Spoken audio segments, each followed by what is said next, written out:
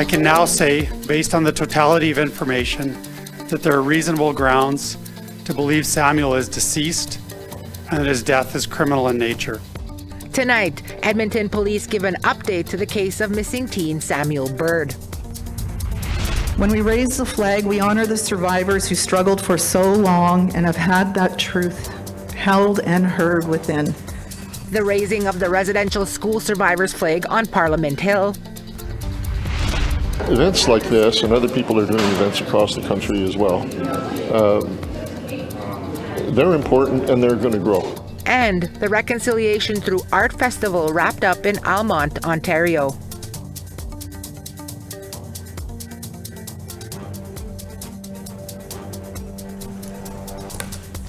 Tansin itute magtiar Wheatley nisigasun o Pasquayakuche. Tawau, welcome to APTN National News. Edmonton police homicide detectives are now confirming that missing 14-year-old Samuel Bird is presumed deceased, and his death is believed to be criminal in nature. Edmonton police updated the case on Wednesday and are appealing to the public to be on the lookout for remains. Also said today that Bird was last seen on surveillance video on the evening of June 1st, eventually ending up at a residence. Police conducted a search warrant at that residence in September. According to police, the suspect or suspects involved in Bird's disappearance may have disposed of his body no more than 150 kilometers from Edmonton, and that this occurred within a short time of his disappearance in June. A map of the possible areas where his remains may be hidden was released today. Police have conducted 3 searches using specialized personnel and canine resources. Bird's family has also been conducting searches with the help of community volunteers.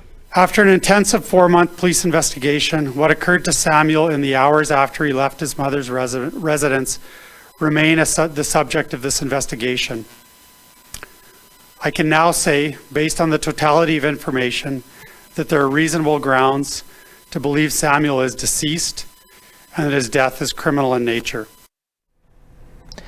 The Federation of Sovereign Indigenous Nations has released its response to the forensic audit carried out by Indigenous Services Canada and auditing firm KPMG. The FSIN says the audit contains inaccuracies that have cast the organization in a negative light.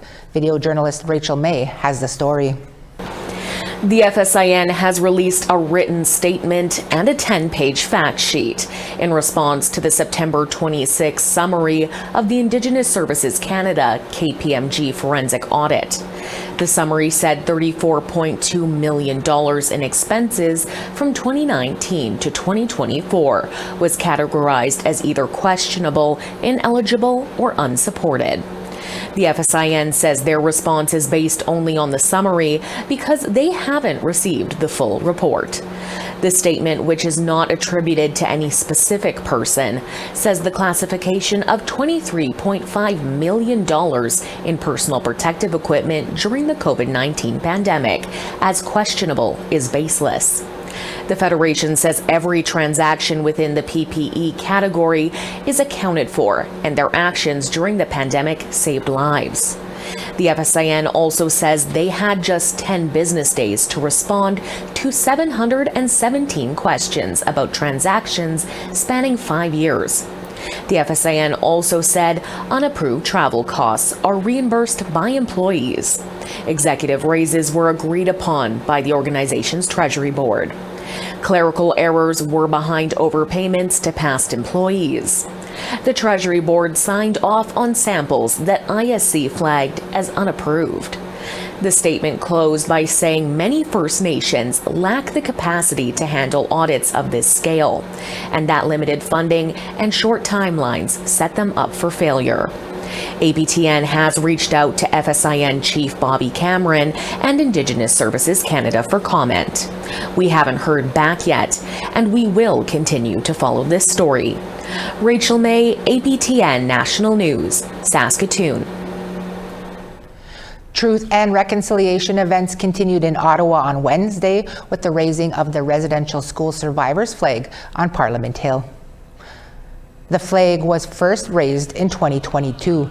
This year, survivors raised the flag just outside Parliament's Welcome Centre. They were joined during the ceremony by Governor General Mary Simon, Crown Indigenous Relations Minister Rebecca Alty, and Algonquin Elder Claudette Commanda. National Center for Truth and Reconciliation Executive Director Stephanie Scott explained the significance of the flag raising. When we raise the flag, we honor the survivors who struggled for so long and have had that truth held and heard within. To raise a flag on Parliament Hill is an incredible accomplishment, a testimony to the courage of survivors and to the strength of First Nations, Métis, and Inuit peoples. They are strong with their cultures and traditions, and it's so important to us that this flag continues to fly on Parliament Hill. The Tlicho government in the Northwest Territories have wrapped their election for Grand Chief. After collecting ballots from the communities of Betchako, Wekwitty, Gamity, Wati, and the city of Yellowknife, Jackson Lafferty has been re-elected Grand Chief for another 4-year term. It was a two-candidate race. Lafferty had 962 votes, while nominee Clifford Daniels, former chief of Betchako, had 689 votes. Lafferty gave a victory speech to his supporters in the early hours of September 30th after the votes were counted. I just want to say thank you to every one of you here. It's a victory for all of us, not just me. All of you. It's a huge victory for the Tlicho Nation. We must stand united once again. We've been separated, we've been divided, but now we conquered it. We won. We won our victory here tonight, but we must reunite our nation. Let's make it stronger. Tlicho strong going forward. So that's what I want to focus on. And our Angel Moore is working on a story about the Nova Scotia government fast-tracking a bill the Mi'kmaq say will criminalize their treaty rights. I'm here at Hunter's Mountain, Unamagi, Mi'kmaq for Cape Breton, where Mi'kmaq land protectors have set up camp to protect the forest. They've been here for 4 weeks. And the Nova Scotia government is fast-tracking a bill to remove structures on forest roads, which may result in a $50,000 fine or 6 months in jail. The Mi'kmaq say even if the bill passes, they are not leaving the mountain. I'll have more on this story coming up. Angel Moore, APTN National News, Hunter's Mountain, Unamagi.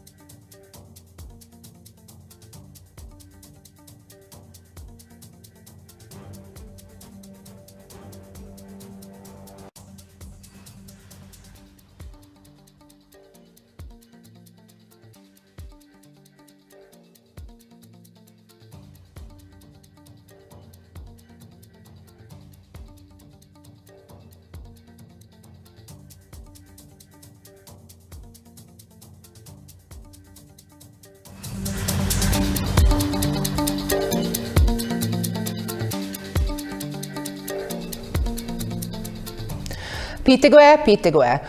A special spirit walk took place in Montreal yesterday, led by the children of the only Indigenous daycare on the island of Montreal. It was a first for a residential school survivor who opened the walk with his son. Stephanie DeSive reports. Corey Golder is taking part in a special march. He's opening the Spirit Walk with the kids of Rising Sun Daycare in Verdun, a Montreal neighborhood. This is the one I always try to be a part of because it's beautiful to see the children marching. For the occasion, Corey asked his dad Delbert to join him. It's the 5th walk for the children of the daycare, but for Corey's dad, it's his very first. So I get emotional. That place broke my spirit. Samson is a survivor of the Kamloops Residential School, which he attended for 7 years. He reflects on the impact of his time there. I'm 74 years old now, but I've done a lot of healing ceremonies, and I'm very happy that I have my children. For this year's National Day of Truth and Reconciliation, that healing meant doing this first walk alongside his son and the other children. The organizer of the march, Catherine Cordier, highlights its beginnings. We started it 5 years ago just with our little daycare, walking to City Hall and then walking back. And then years after that, we invited other neighboring elementary schools and schools, and it has grown. The Rising Sun Daycare is the only Indigenous-focused daycare on the island of Montreal. Cordier is Cree from Manitoba. She created the march in response to the one organized by the Native Women's Shelter, which takes place in downtown Montreal, making hers more accessible for her 84 children. We all have little feet. We all are using strollers for the tiniest. Cordier prepared the children for the walk by suggesting reading materials to the educators and parents. For our age children, all under 5, it's more just Orange Shirt Day. But it's to share more with our families and the adults to learn more about the cause. Hundreds of people, mostly kids, gathered to listen to the speeches. It's nice to see you all. Samson, who is a member of the Secwepemc Nation in British Columbia, spoke to the children. That big drum helps many people in the healing process. Taking part in a walk in memory of the children who never returned home, led by children, is what Samson called an answered prayer. Many of us have lost relatives. I've lost relatives in that residential school that never made it home. This father-son walk also had an effect on Corey, a Mi'kmaq from Listigush. I kept having to put my stick to one side and wipe tears from my eyes because it wasn't like necessarily tears of sadness. It was a mix of like that, you know, what's happening here, what this is about, and also just the joy of being able to see my father lead these children. Corey spoke about how symbolic it was to have a survivor leading a walk with children. In my family, I am only the first generation who didn't have to go to residential school. Traumas are passed down from generation to generation. But Corey says what's not widely known is that resilience can be passed down too. That has always been my father's focus, and he has succeeded. You know, he's passed that healing down. I've had some issues in my life, but you know, these ceremonies helped me out and helped me correct my life.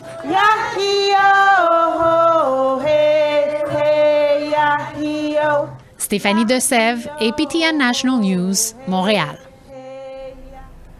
There were numerous events in Vancouver for the National Day of Truth and Reconciliation. The Britannia Community Centre hosted a walk and gathering. Ryan Cunningham has this story.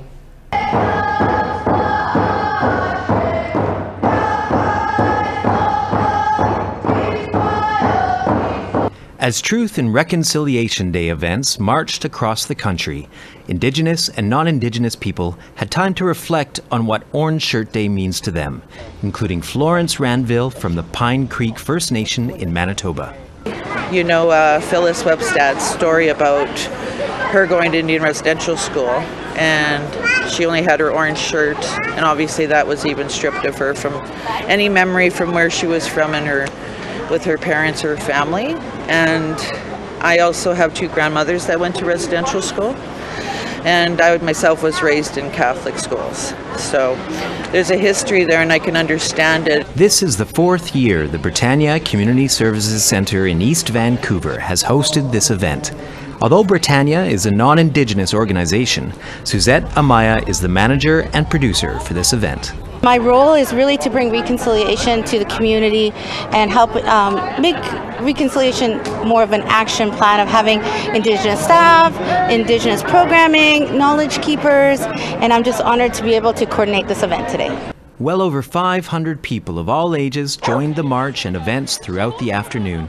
Suzette has seen a big change over the last few years. I think that across the nation we've seen a lot more things that are happening, not so performative.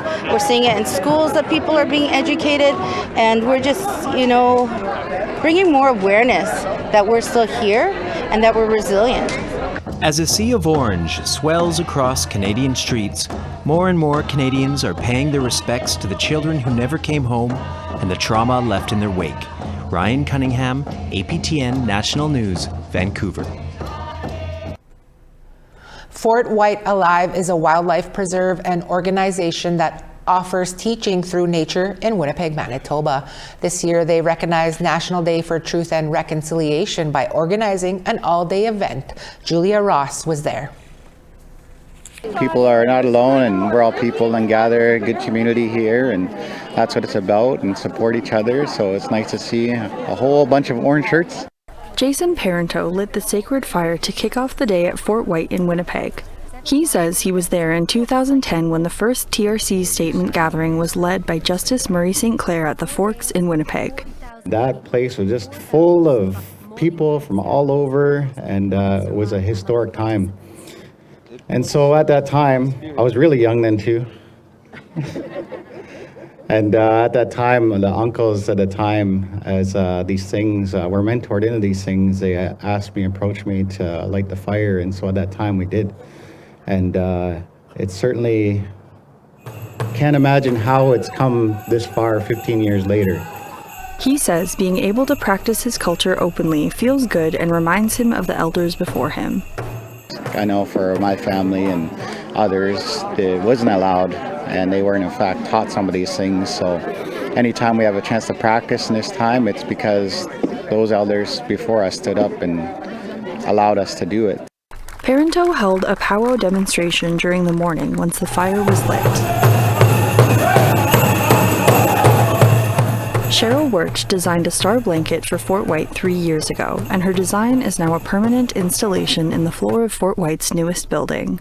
She says the star blanket offers comfort, support, and protection to anyone who receives one.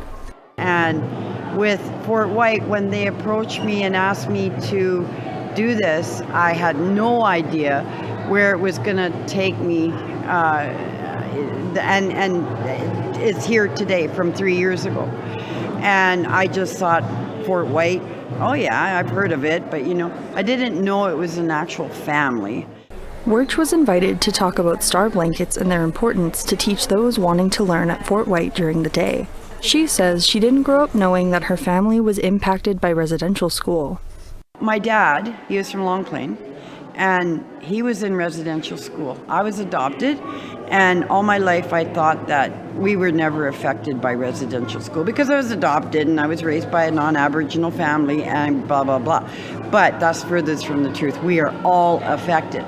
Trauma that our people have felt, and even more overwhelming how we share this day, how the government, how so many non-Aboriginal people participate in today and believe in us and believe our story and feel for us, sympathize with us and love us. Wirch says that she wants to embrace the positivity that reconciliation is bringing and the connection it brings between Indigenous and non-Indigenous people. She also wants to encourage others feeling lost in the world to pick up hobbies and keep going. Fort White also invited knowledge keepers, artists, and others to lead activities and teachings throughout the day. Julia Ross, APTN National News, Winnipeg. And Sav Jones is here to tell us what they are working on this week.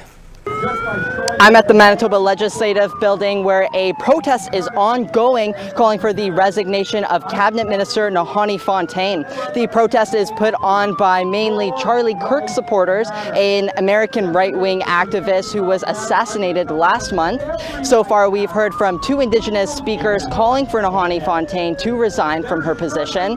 Behind the Nahanni Fontaine must go protesters is a counter-protest of mainly Indigenous people supporting Nahanni Fontaine. Speakers of the Nahanni Must Go protest have called the counter-protesters barbarians. The counter-protesters have been doing an ongoing blaring of noise. I'm not sure if you can hear that right now. There's been a lot of heat within this discussion, and we'll bring you more on this story tomorrow.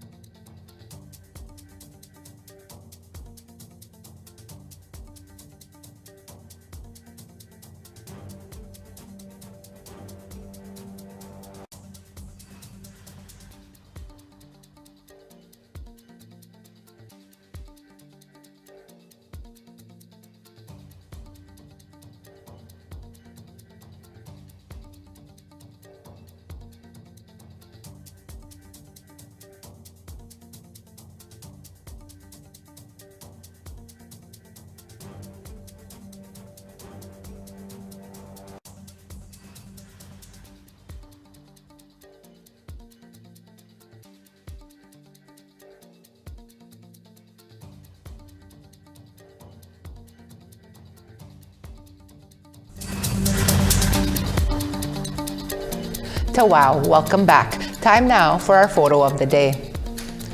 Jason Corshane shared a beautiful morning near St. George, Manitoba along the Winnipeg River. Hopefully it was a good day for fishing too. Thanks, Jason. For the chance to be our next photo of the day, send your pictures to share at aptn.ca. Now, let's take a look at tomorrow's weather forecast.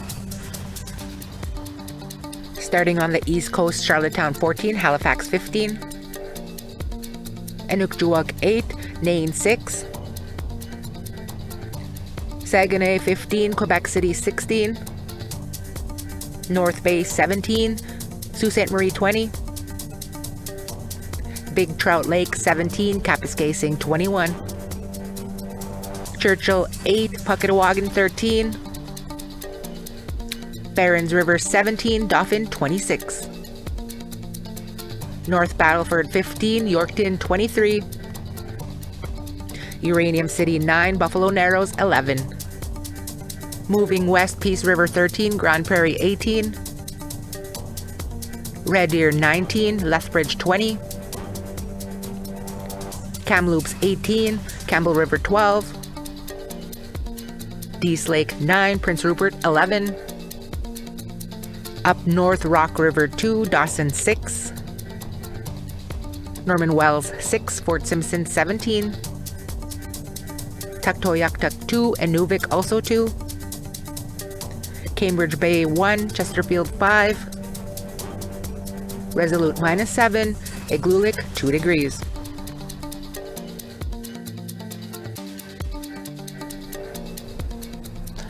Almonte, Ontario, just west of Ottawa, had 3 days of music, art, and reconciliation. The festival is the brainchild of well-known Métis elder and leader Tony Belcourt. He spoke with APTN's Fraser Needham about what it is all about. Tony Belcourt explains the Reconciliation Through Art Festival this way.